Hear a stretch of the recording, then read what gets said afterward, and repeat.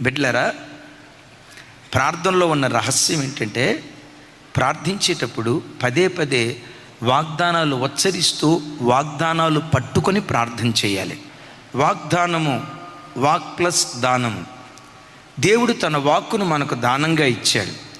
బైబిల్లో ఆల్మోస్ట్ 2000 వాగ్దానాలకు పైగా ఉన్నాయి.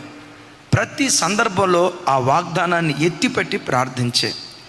కష్టార్జితం అంతా వడ్డీలకు పోతుందా? కష్టపడి సంపాదించేది నీవు, నీ కష్టార్జితం అంతా హాస్పిటల్ వాళ్ళు దోచుకుంటున్నారా?